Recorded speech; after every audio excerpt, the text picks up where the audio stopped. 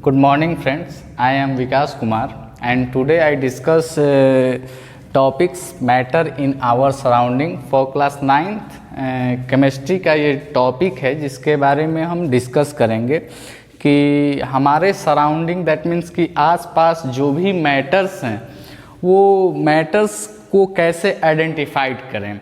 क्या वो मैटर्स दिख रहा है या उस मैटर्स को हम फील कर रहे हैं, उसका शेप क्या है, उसका साइज क्या है, क्या वो स्पेस ऑक्युपाइड कर रहा है, उसके पास मास है या नहीं है।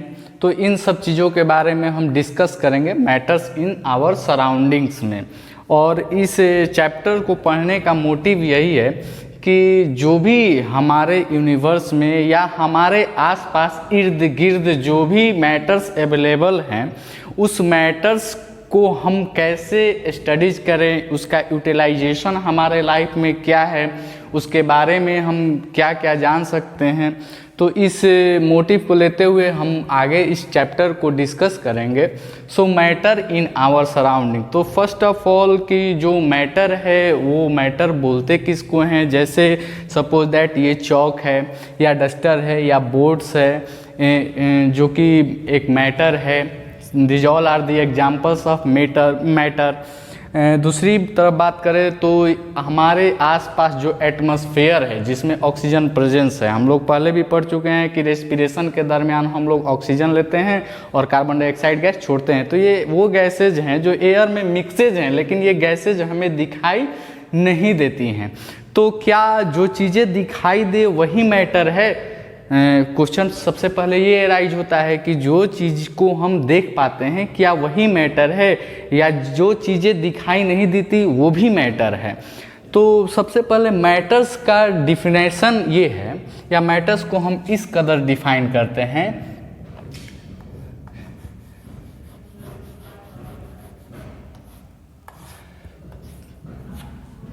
कि the substance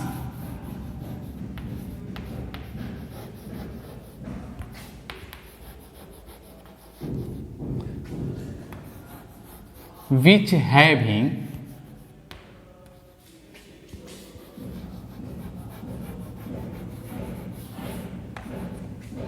mass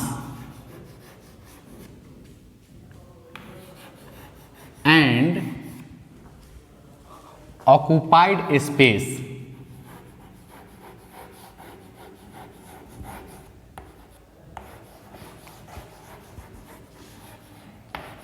is called matter. That means कि वो सब्सटेंस जिसके पास मास हो, जिसके पास क्या हो, मास हो, और जो स्पेस ऑक्युपाइड करता है, जो इस यूनिवर्स में स्पेस ऑक्युपाइड करे और जिसके पास मास हो उसको हम मैटर बोलते हैं। उसको क्या बोलते हैं? मैटर बोलते हैं। और mass that means every particle having mass, जितने भी पार्टिकल्स इस यूनिवर्स में अवेलेबल हैं, चाहे वो दिखाई दे या ना दे या जिसको हम फील कर सकते हैं सपोज दैट। तो यदि हर एक पार्टिकल्स के पास क्या है, मास है, चाहे वो एयर हो जो कि नॉन विजिबल है या इनविजिबल है, या बोल सकते हैं जो ब्रिक्स, स्टोन, गैस सिलेंडर या गैस सिलेंडर एलपीजी के अंदर प्रेजेंस लिक्विफाई पेट्रोलियम गैस हो या कोई अदर मीथेन हो, इथेन हो, ब्यूटेन, कोई भी XYZ गैसेज हो या सॉलिड फॉर्म का हो, तो ये सभी के सभी आपके क्या हैं? मैटर हैं। जितने भी पार्टिकल्स हैं जिसके पास मास अवेलेबल है, क्योंकि हर पार्टिकल्स के पास मास अवेलेबल होता है और यदि वो स्पेस ऑक्युपाइड करता है तो वो आपका क्या है? वो आपका मैटर है। एग्जाम्पल में आप बोल सकते हैं ब्रिक्स,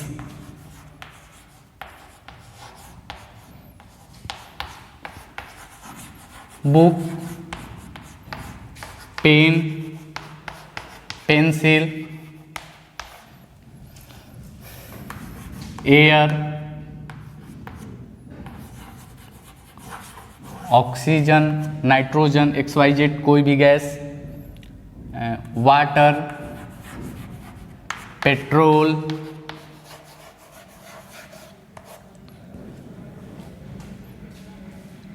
board,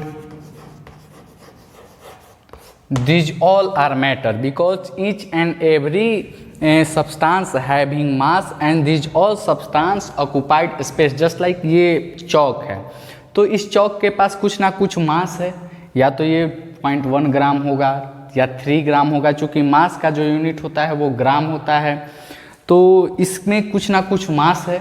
दूसरी चीज़ है कि ये इसको हम कहीं भी ले जाएं, यहाँ ले जाएं या यहाँ रखें या कहीं भी रखें, ये इतने ही स्पेस को क्या करेगा, ऑक्युपाइड करेगा। दैट मीन्स कि इसके पास मास भी है और ये स्पेस ऑक्युपाइड भी कर रहा है, दैट मीन्स ये क्या है, ये आपका मैटर है। सिमिलरली ये सभी जितने भी एग्जाम्पल्स हैं वो आपके मैटर्स के हैं, क्योंकि सभी के पास मास है और इसमें से ईच एंड एवरी सब्सटेंस जो है स्पेस को क्या कर रहा है, ऑक्युपाइड कर रहा है। जस्ट लाइक यदि बात करें इस डस्टर की, तो ये डस्टर भी एक तरह से आपका क्या है, ये डस्टर भी आपका एक तरह का सब्सटेंस है, मैटर है, क्योंकि इसके भी कुछ मास हैं और ये भी स्पेस ऑक्युपाइड कर रहा है। तो ये सभी आपके क्या हैं, मैटर्स हैं। अब आते हैं क्लासिफिकेशन ऑफ मैटर। चूँकि मैटर्स इतने ज़्यादा हैं कि इन मैटर के स्टडी करने के लिए हमें इनको क्या करना पड़ता है, क्लासिफिकेशन करना पड़ता है। क्लासिफिकेशन से क्या होता है कि हमारे स्टडी करने का जो वे है वो ईजियर वे में हो जाता है। इससे हम समझ पाते हैं कि ये मैटर है तो इजी किस कैटेगरी का मैटर है। तो सबसे पहले मैटर को क्लासिफाइड करते हैं।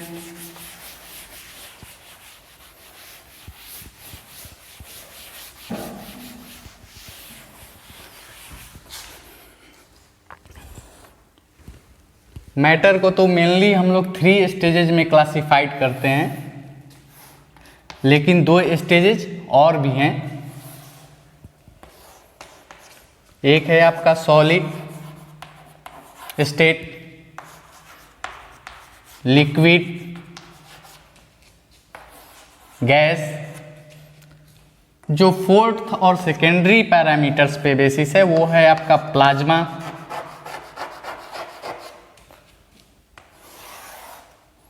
और जो फिफ्थ है आपका वो है बोस्ट-आइंस्टाइन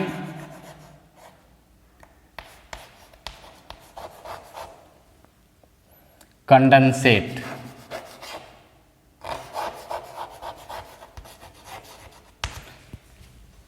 तो मैटर्स का क्लासिफिकेशन हमने 5 स्टेट में किया, जिसमें से 3 हमारे प्राइमरी बेसिस हैं और जो बाकी के रिमेनिंग 2 हैं ये भी मैटर्स के ही टाइप हैं, लेकिन इसको हम सेकेंडरी वे में लेकर चलते हैं। ये आपका है classification of matter on the basis of state.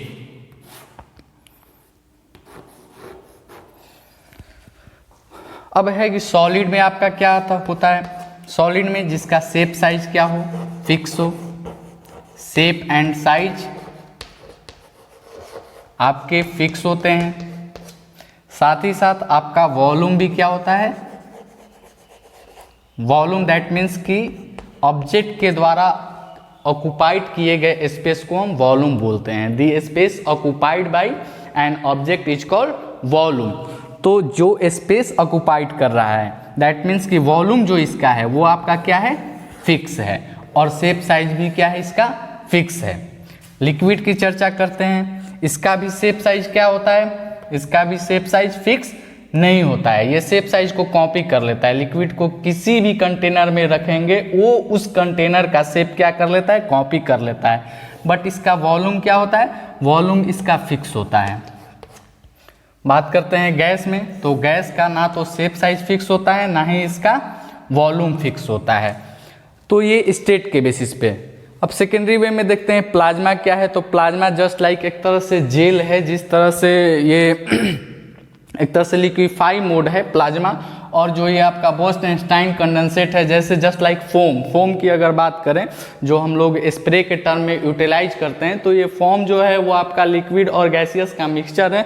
तो इसको हम इस बोस्ट-आइंस्टाइन कंडेंसेट के कैटेगरीज में कैटेगराइज करते हैं। तो ये मैटर्स के ये क्लासिफिकेशन है। तो इन तीनों के बारे में हम डिस्कस स्टडीज करते हैं नॉर्मली प्राइमरी बेसिस पे, और वैसे मैटर्स को 5 टाइप्स में क्या किया गया है, 5 स्टेटेड में बांट दिया गया है, डिस्ट्रीब्यूट कर दिया गया है। अब सॉलिड के एग्जाम्पल्स में आपके बुक आ गए, पेन, पेंसिल, ये चीज़ें जो है सॉलिड के एग्जाम्पल में है। लिक्विड में आपका क्या हो जाएगा, petrol, kerosene, water, these all are the example of liquid. और गैस तो में सबसे बेस्ट एग्जाम्पल है एयर। इसके अलावा ऑक्सीजन, मीथेन, इथेन, ब्यूटेन, ये सभी these all are the example of gases. Next आते हैं जो मैटर्स का हमने क्लासिफिकेशन किया है सॉलिड, लिक्विड या गैसियस बेसिस पे, जिसमें किसी के शेप साइज फिक्स हैं, किसी के शेप साइज फिक्स नहीं है। तो आखिर इनके बीच में क्या रिलेशनशिप है जिसके कारण कोई सब्सटेंस सॉलिड स्टेट में है और कोई लिक्विड स्टेट में, ऐसा क्या डिफरेंसेज हैं? तो सबसे पहले हम इससे पहले बेसिक जो चीज़ें हैं वो जान लेते हैं कि कोई भी सब्सटेंस छोटे छोटे पार्टिकल से मिलकर बना है, स्मॉलेस्ट पार्टिकल्स से। वो पार्टिकल्स को हम लोग बोलते हैं मॉलिक्यूल, और सब्सटेंस का मॉलिक्यूल भी छोटे छोटे पार्टिकल से मिलकर बना है, जिसे हम बोलते हैं एटम्स। दैट मीन्स कि जो सब्सटेंस का फॉर्मेशन हुआ तो सबसे स्मॉलेस्ट यूनिट आपका क्या हो गया, एटम। बहुत सारे एटम मिलकर एक मॉलिक्यूल का फॉर्मेशन करते हैं, और बहुत सारे मॉलिक्यूल्स मिलकर सब्सटेंस का फॉर्मेशन करते हैं। सब्सटेंस या मैटर, सब्सटेंस या इसको मैटर बोल सकते हैं। अब क्या वजह है कि आखिर सभी सब्सटेंस, चाहे वो गैसियस स्टेट में हो, लिक्विड स्टेट में हो या सॉलिड स्टेट में हो, जितने भी सब्सटेंस है सभी के सभी मॉलिक्यूल्स और एटम से बने हैं। तो आखिर क्या वजह है या क्या इनका कॉन्फ़िगरेशन है जिसके कारण ये कोई सब्सटेंस सॉलिड स्टेट में है और कोई लिक्विड स्टेट में है, या कोई सब्सटेंस गैसियस स्टेट में है? तो इसकी वजह है ये कि ये सब्सटेंस के जो पार्टिकल्स हैं, सब्सटेंस के जो पार्टिकल्स हैं, उस particles, each and every particles के पास अपना मास होता है। मैंने पहले भी बताया आपको कि every particles having mass, every particles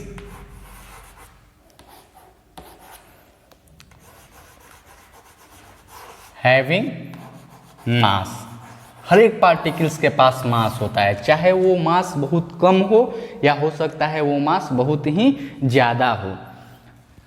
अब पार्टिकल्स के पास मास है, और मैं ये भी आपको बता दूं कि हर एक पार्टिकल्स अपने मास के कारण दूसरे पार्टिकल्स पे अट्रैक्शन फोर्स लगाता है। दैट मीन्स कि यदि दो पार्टिकल्स हैं, सपोज दैट ये दो पार्टिकल्स हो गए, इनके पास अपना मास है, तो अपने मास के कारण ये एक दूसरे पे अपनी तरफ अट्रैक्ट करने के लिए एक फोर्स अप्लाइड करते हैं, जिसको हम लोग बोलते हैं अट्रैक्शन फोर्स। तो उसी तरह सिमिलरली वेज में ये जो पार्टिकल्स हैं सब्सटेंस के, जिसके द्वारा सब्सटेंस बना हुआ है, जिससे सब्सटेंस का फॉर्मेशन हुआ, वो पार्टिकल्स एक दूसरे पे अपने मास के कारण फोर्स अप्लाइड करते हैं। अब डिपेंड करता है कि इस पार्टिकल्स में मूवमेंट होगा या नहीं होगा, तो ये डिपेंड करता है कि फोर्स का मैग्नीट्यूड कितना है। जैसे सपोज दैट ये दोनों चौक है, इस चौक को कहीं हमने रख दिया, तो क्या ये एक दूसरे पे फोर्स लगा रहे हैं, अट्रैक्शन फोर्स? हाँ, बिल्कुल अट्रैक्शन फोर्स लगा रहे हैं। फिर इसमें मूवमेंट क्यों नहीं हो रहा है? तो मूवमेंट इसलिए नहीं हो रहा है क्योंकि इनका फोर्स नेग्लिजेबल है, बहुत ही कम है, क्योंकि इनके मास जो है काफ़ी कम है, जिसके कारण इसमें मूवमेंट नहीं हो पा रहा है। सिमिलरली वो में ये भी पार्टिकल्स हैं, ये अपने अपने मास के कारण एक दूसरे पे एक तरह का फोर्स लगा रहे हैं, और उस फोर्स को हम लोग बोलते हैं इंट्रामोलिकुलर फोर्स। इंट्रामोलिकुलर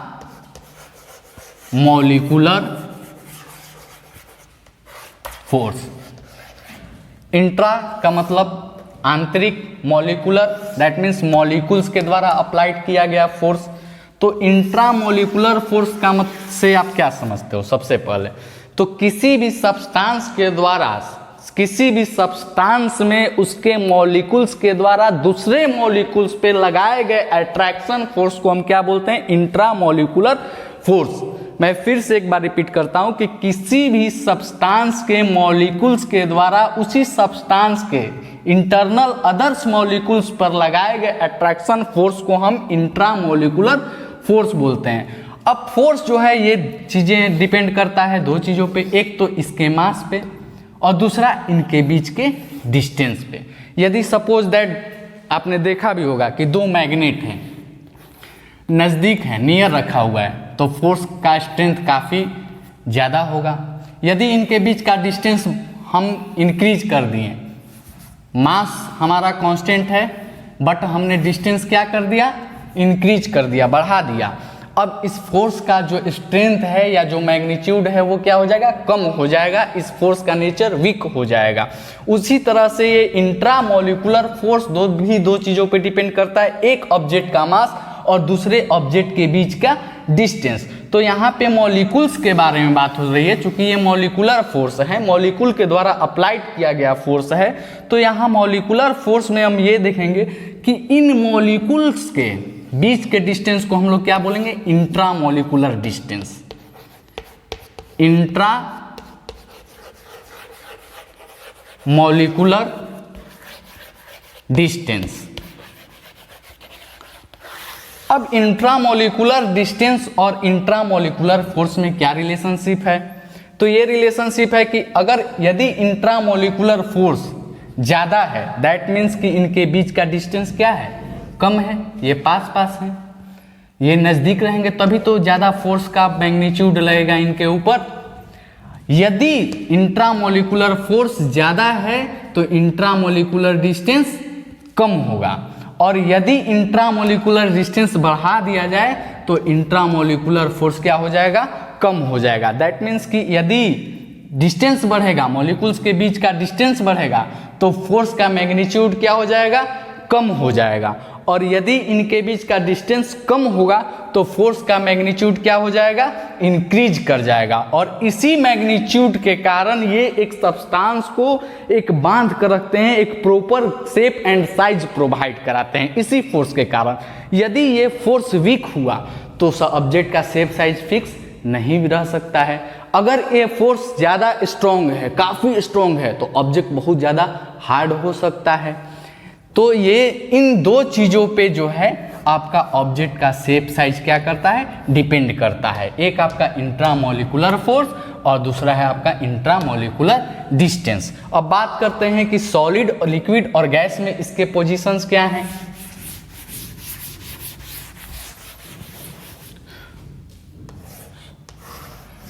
सॉलिड जिसका शेप साइज क्या होता है? फिक्स होता है। तो इस सॉलिड में, इन केस ऑफ सॉलिड, जो सब्सटेंस के मॉलिक्यूल्स हैं इतने पास पास हैं, इतने नियरर हैं कि इनके बीच का इंट्रामॉलिक्यूलर फोर्स काफी स्ट्रांग है, काफी ज्यादा है।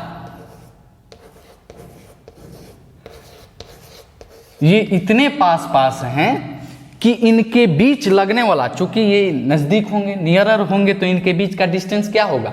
कम होगा। और डिस्टेंस कम होने की वजह से इनका इंट्रामॉलिक्यूलर जो फोर्स है इतना स्ट्रांग होता है कि ये एक क्या कर लेते हैं? एक फिक्स शेप साइज को क्या कर लेते हैं? गेन कर लेते हैं। दैट मीन्स कि यदि इन पे हम थोड़ा सा आउटर केस में भी यदि हम इन फोर्स या एनर्जी प्रोवाइड कराएं तो हो सकता है कि मे भी इसका शेप साइज चेंज ना करे, या ये भी हो सकता है कि शेप साइज चेंज करे। वो डिपेंड करेगा कि बीच के इनका इंट्रामॉलिक्यूलर फोर्स का मैग्नीट्यूड क्या है। मान लीजिए दो चीज़ें एक दूसरे को होल्ड किए हुए हैं, अपने तरफ अट्रैक्ट किए हुए हैं ज़्यादा फोर्स से, तो दोनों को सेपरेट करने के लिए हमको ज़्यादा फोर्स या ज़्यादा एनर्जी की आवश्यकता पड़ेगी। सिमिलरली वे में यही होता है in the case of solid कि ये इनके बीच का मॉलिक्यूलर डिस्टेंस, इंट्रामॉलिक्यूलर डिस्टेंस काफ़ी कम होता है, जिसकी वजह से इंट्रामॉलिक्यूलर फोर्स काफ़ी स्ट्रांग हो जाता है, ज़्यादा हो जाता है, और ये एक फिक्स शेप साइज को क्या कर लेते हैं? गेन कर लेते हैं। लेकिन in the case of liquid, molecules के बीच में डिस्टेंस का गैपिंग रहता है। दैट मीन्स अनदर वर्ड में बोल सकते हैं कि सॉलिड के कंपैरिजन में लिक्विड का इंट्रामोलिकुलर डिस्टेंस जो है वो ज़्यादा है। देखिए यहाँ पे दो मॉलिक्यूल्स के बीच का डिस्टेंस और यहाँ देखिए दो मॉलिक्यूल्स के बीच का डिस्टेंस, दोनों डिस्टेंस में से कौन ज़्यादा है? आपके लिक्विड के मॉलिक्यूल्स का डिस्टेंस, बीच का डिस्टेंस ज़्यादा है। लिक्विड्स के इंट्रामोलिकुलर डिस्टेंस ज़्यादा होने की वजह से इंट्रामोलिकुलर अट्रैक्शन जो फोर्स है वो कम लगेगा, मतलब इसके पार्टिकल्स वीक फोर्स से एक दूसरे के अपनी तरफ क्या करेंगे? अट्रैक्ट करेंगे। तो इसके मॉलिक्यूल्स जो है इजीली वे में क्या कर जाते हैं? फ्लो कर जाते हैं, जिसके कारण इसका शेप साइज क्या होता है? फिक्स नहीं होता है। ये जिस शेप में रखे जाते हैं उसी शेप में ये क्या हो जाते हैं? ढल जाते हैं। बात करते हैं गैस के, तो गैस के जो पार्टिकल्स हैं काफ़ी डिस्टेंस पे हैं, इनके बीच का डिस्टेंस जो है और ज़्यादा है, इंट्रामोलिकुलर डिस्टेंस, तो ये और इजियर रूप में फ्लो कर जाते हैं आसानी से। तो इनका तो शेप साइज फिक्स होता है नहीं, साथ ही साथ इनका वॉल्यूम भी फिक्स नहीं हो पाता। तो ये कंडीशंस है कि आपका यदि सॉलिड, लिक्विड और गैसेस में कंपैरिजन करने को बोला जाए तो सबसे पहला आपका डिफरेंस यही है कि सॉलिड में इंट्रामोलिकुलर फोर्स ज़्यादा होता है, लिक्विड में सॉलिड के कंपैरिजन में थोड़ा सा कम होता है, और इंट्रामोलिकुलर फोर्स जो है आपका गैसियस स्टेट में सबसे कम होता है। लेकिन वही हम इंट्रामोलिकुलर डिस्टेंस की बात करें तो सॉलिड में इंट्रामोलिकुलर डिस्टेंस बहुत ही कम होता है, लिक्विड में इंट्रामोलिकुलर डिस्टेंस सॉलिड के कंपैरिजन में कुछ ज़्यादा होता है, और गैसियस स्टेट में इंट्रामोलिकुलर डिस्टेंस और भी ज़्यादा होता है। अब सवाल ये उठता है कि सब्सटेंस क्या स्टेट चेंज करता है? ये हमने बताया आपको क्या कि सॉलिड, लिक्विड, गैस का इंटरनल मॉलिक्यूलर कॉन्फ़िगरेशन, कि कैसे मॉलिक्यूल्स नियरर हैं या एक दूसरे से दूर हैं, या उनके बीच में कितने मैग्नीट्यूड का फोर्स लग रहा है जो कि स्ट्रेंथिव है या वीक फोर्स लग रहा है, इंट्रामोलिकुलर डिस्टेंस क्या है। लेकिन क्या सब्सटेंस स्टेट चेंज कर सकता है? बिल्कुल, जैसे आपने देखा होगा आइस तो सॉलिड फॉर्म है वाटर का, लेकिन यदि हम हीट सप्लाई करते हैं तो आइस किस में कन्वर्ट हो जाता है? वाटर में कन्वर्ट हो जाता है। और ज़्यादा हमने हीट दिया तो वो वाटर 100 डिग्री सेल्सियस पे जैसे ही पहुंचेगा वो किस में कन्वर्ट हो जाएगा? वाटर वेपर में। दैट मीन्स कि सॉलिड से लिक्विड में कन्वर्ट हुआ और लिक्विड से गैस में कन्वर्ट हुआ। तो आपके सब्सटेंस का स्टेट चेंज होता है, लेकिन किस कंडीशंस में होता है अब उसके बारे में पढ़ेंगे। तो ये चीज़ें नेक्स्ट क्लास में हम लोग पढ़ेंगे कि कब सब्सटेंस का स्टेट चेंज होता है, या स्टेट चेंज होता है तो उस स्टेट को क्या बोलते हैं। धन्यवाद।